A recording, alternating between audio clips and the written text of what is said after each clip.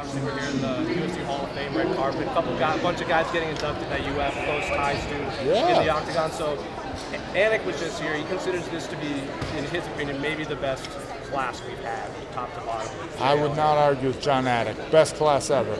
So obviously, Vanderlei, a lot of people always wondered, like, he felt like a no-brainer. Shogun felt like a no-brainer. Are you happy that all these guys are kind of going together? Yeah. It feels like the same generation. It does. And, I was and am huge fans of Vanderlei and Shogun.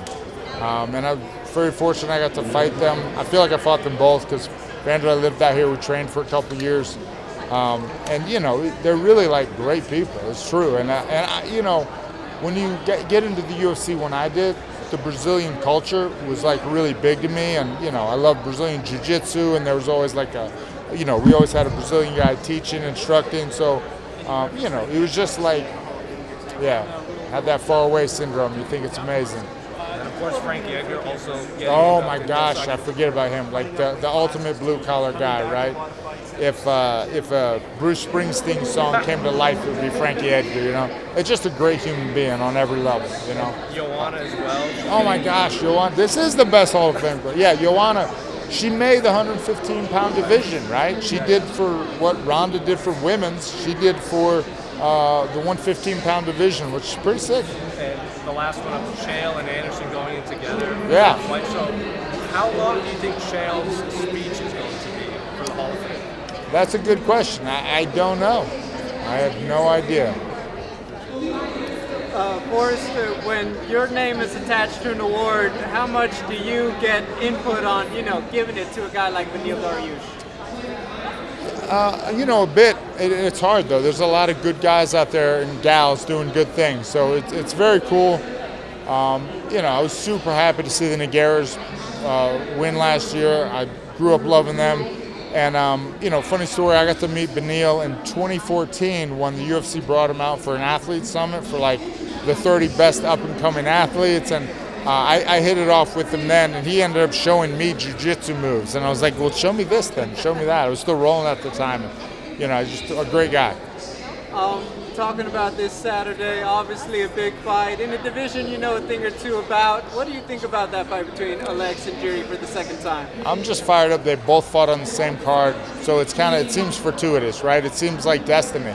They fought on the last card together. Bang, bang, in order. Like, it was meant to be. I know you moved on from it, but do you ever have that moment like, you know what, if I were a young guy, this would be really fun, same guys? Oh, yeah. Of course, yeah. But I have the detachment now that I don't care as much about winning or losing. I wouldn't freak out as much. I can't fight that guy. He's so good. That guy's huge. Have you seen his hands? Oh, yes. Yeah.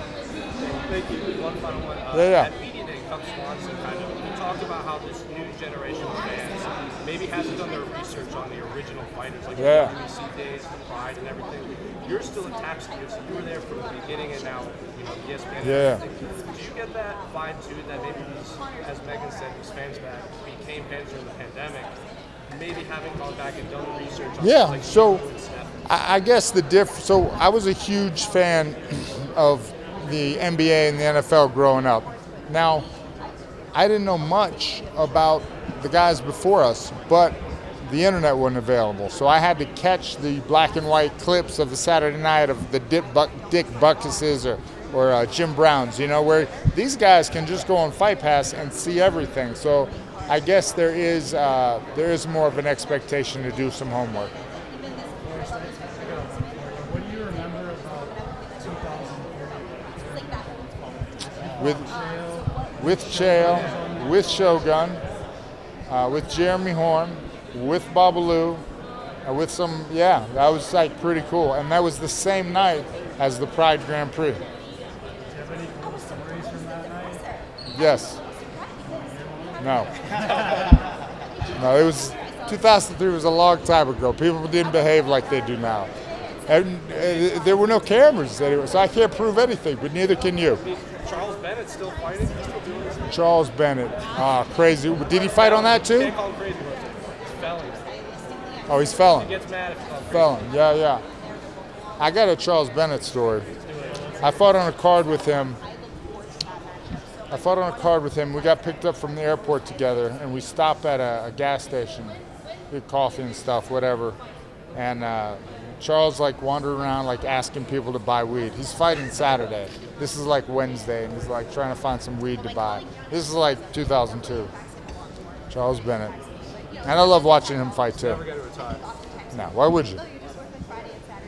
Appreciate you, man. Thank you guys.